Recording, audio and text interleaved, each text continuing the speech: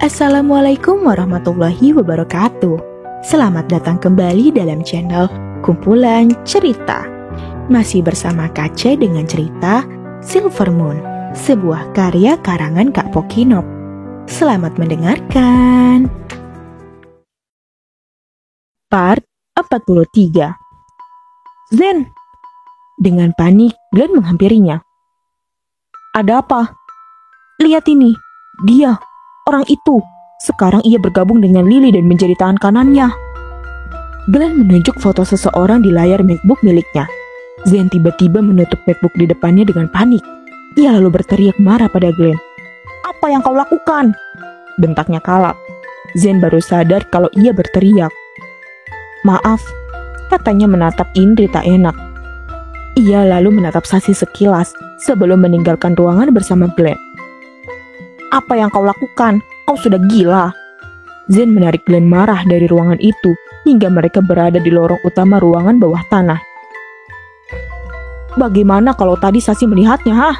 Memangnya kau mau tanggung jawab kalau sampai terjadi sesuatu padanya? Amarahnya menggelegar di koridor, membuat Orion, Zelia, Alex, Kian, Dev, Jerry, serta El ikut keluar menghampiri. Untunglah, El langsung berinisiatif untuk melarang kaum perempuan ikut campur. Ia menyuruh Mary, Sasi, dan Indri untuk tetap berada di dalam. Kau itu pintar, Glenn. Pakai otakmu. IQ-mu yang tertinggi di sini. Zen menarik kerah baju Glenn dengan kasar. Hei, tenanglah sedikit. Ada apa sebenarnya? El menarik Zen menjauh dari Glenn. Maaf, aku tak sengaja. Aku minta maaf. Glenn menghela napas pasrah. Zen mengusap kasar wajahnya. Ia benar-benar kehilangan kontrol atas dirinya sendiri. Ia lalu berbalik dan berjalan mendekati tembok yang ada di belakangnya. Kemudian menghantamkan kepalanya dengan kuat. Dia gila ya? Pasti itu kan sangat sakit. Ringis Alex berbisik-bisik pada Kian. Maaf, aku kelepasan. Zen kembali tenang dan menatap Glenn seperti biasa. Kita lanjutkan. Jerry menepuk kedua bahu sahabatnya, Zen dan Glenn. Ayo, katanya sambil mendorong punggung mereka berdua kembali ke dalam ruangan untuk melanjutkan rencana mereka. Tunggu kak. Sebelum masuk kembali ke dalam ruangan, Zen menarik lengan Orion. Kenapa? Orion bertanya. Tolong buat Sasi tertidur. Kau bisa melakukannya kan? Bisik Zen pelan. Orion sebenarnya penasaran kenapa anak ini meminta hal seperti itu. Tapi ia hanya menyanggupinya saja dan mengangguk. Baik, serahkan padaku. Sasi, panggil Zen, kemudian menghampirinya bersama Orion. Iya, kenapa kak? Ia terlihat bingung. Maafkan aku. Orion mengulurkan tangannya, menyentuh kepalanya. Apa yang... Belum sempat Sasi menyelesaikan perkataannya, ia langsung tak sadarkan diri dan hampir saja jatuh kalau Zen tidak langsung menangkapnya. Nisan, apa yang kau lakukan? Mary berteriak marah saat Zen mengangkat tubuh Sasi ke atas sofa. Tenanglah, ia hanya tertidur. Kau ini berisik sekali. Keluh Zen kesal. Itu hanya sihir penidur, sama sekali tak berbahaya. Orion menjelaskan. Kita lanjutkan ya. El menyambungkan MacBook Glenn ke LCD di ruangan itu, sehingga semua orang menatap ke arah layar. Kalian lihat laki-laki itu. Zen menunjuk ke arah layar. Dulu, ia adalah pembunuh bayaran yang disewa orang tua angkat Sasi untuk mencarinya. Beberapa bulan yang lalu, ia juga berhasil masuk ke rumah ini. Tapi untunglah ia tak berhasil menemukan Sasi. Zen berdiri dan menundukkan sedikit kepalanya. Maafkan aku karena telah membuat keributan sebelumnya. Aku tak ingin Sasi sampai melihat wajah orang ini. Ia bisa kembali mengingat traumanya jika melihat orang ini. Bahkan bisa membahayakan nyawanya. Memangnya trauma apa yang dimilikinya? Tanya Orion penasaran. Bolehkah kami tahu tentang hal itu? Aku yang akan menjelaskannya. El menepuk bahu Zen agar ia kembali duduk. Sebenarnya, Sasi adalah salah satu anak asuh di sebuah panti asuhan. Orang tua kandungnya meninggalkannya di sana. Tapi karena rencana jahat dari orang-orang yang ingin mengambil alih tanah panti asuhan tersebut demi kepentingan bisnis, mereka menyuruh orang ini untuk membunuh semua penghuni panti asuhan. Semuanya mati, kecuali Sasi.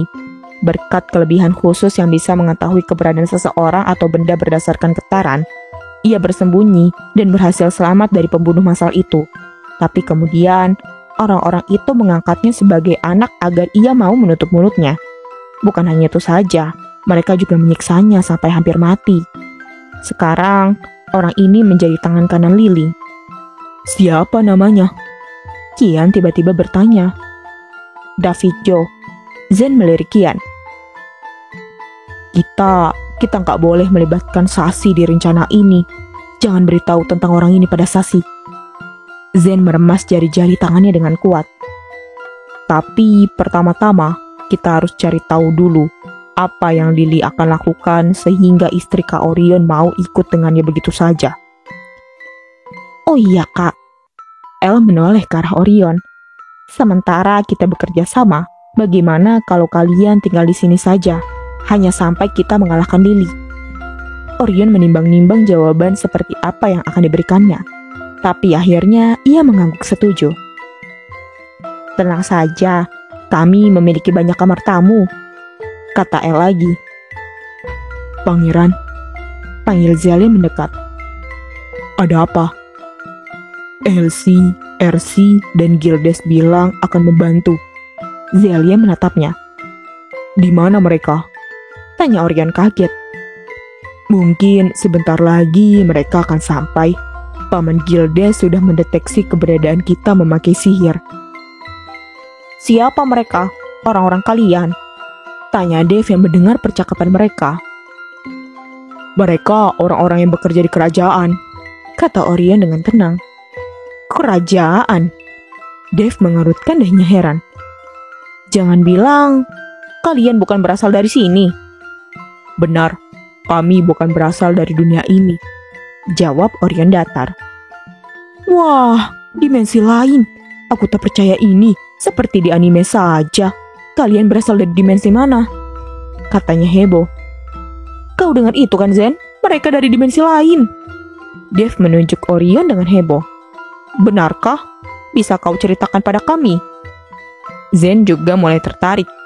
Orion mendesah pelan. Ia sangat malas untuk menjelaskan semuanya. Tapi karena mereka sudah mau membantunya, mau tak mau ia akan menceritakannya. Jadi maksudmu, kau itu seorang pangeran? Mary berbinar-binar menatap Orion. Dan putra mahkota, tambah Zelia. Wah, bagaimana kalian bisa kemari? Lewat lemari? Atau suatu alat seperti Doraemon? Pertanyaan bodoh dari El akhirnya terlontar.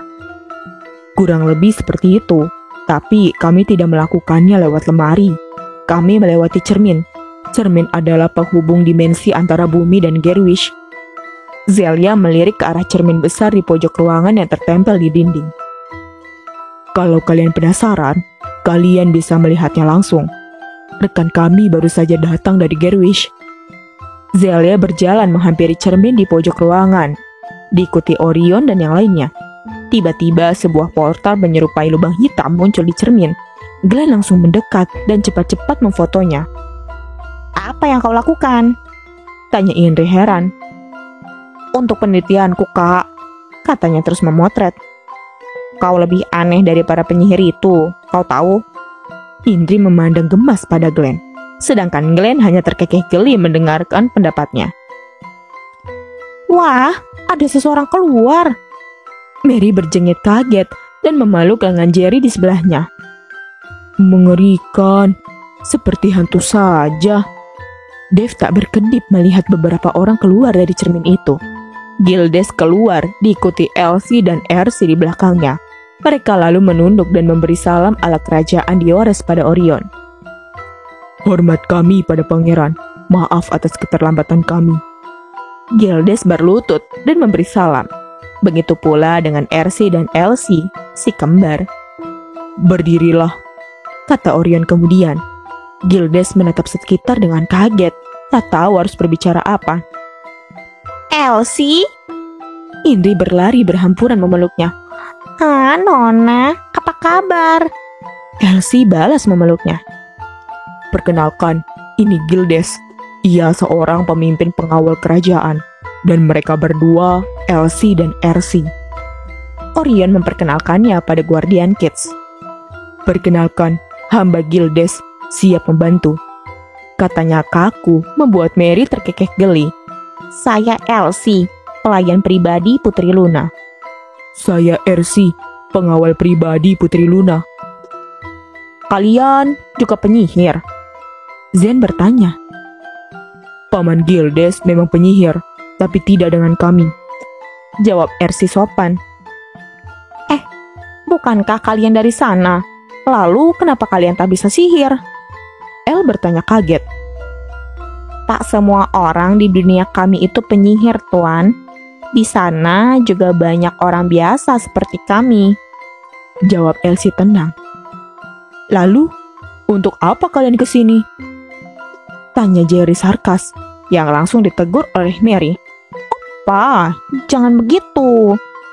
Ersi dan Elsie melongo kaget, tak mengira mereka akan disindir. Kami juga memiliki kemampuan, Tuan. Tak mungkin kami pergi kemari kalau bukan untuk membantu menyelamatkan putri. Maaf kak, tapi kami harus mengetes mereka, kata Zen pada Orion. Ia lalu memberi kode pada Jerry dan Mary untuk melawan mereka berdua. Dengan tiba-tiba, Mary melangkah maju ke arah Elsie sambil tersenyum. Lalu detik berikutnya, ia langsung menyerang Elsie dengan teknik bela diri yang ia kuasai. Hampir saja. Elsie melotot kaget memegangi dadanya setelah ia berhasil menghindari dari serangan Mary.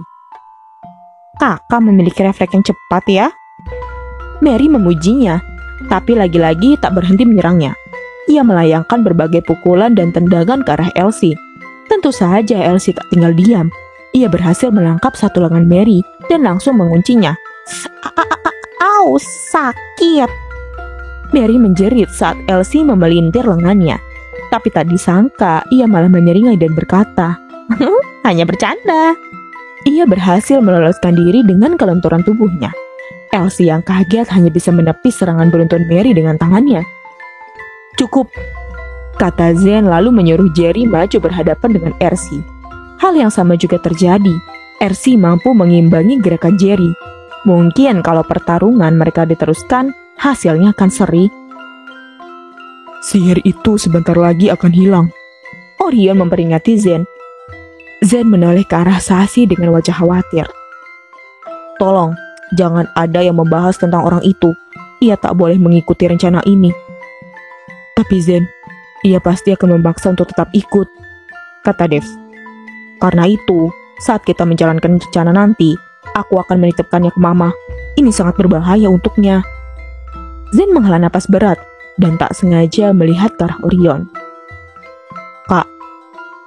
Zen menatap Orion heran. Orion balik menatapnya heran. Ada apa? Kau memiliki tato.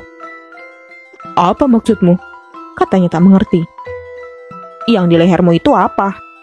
Tunjuk Zen ke arah leher bagian samping kiri Orion. Pangeran! Zelia menjerit tertahan dan berlari menghampirinya. Cukup sekian part kali ini. Bagaimana menurut Sobat Kece? Bagian mana yang paling berkesan? Komen di bawah ya. Jangan lupa berikan jempolnya dan tekan tombol subscribe-nya ya. Serta nyalakan loncengnya agar Sobat Kece tidak ketinggalan dengan kelanjutan ceritanya. Karena Kece siap menemani kamu jelajahi cerita, ciptakan dunia.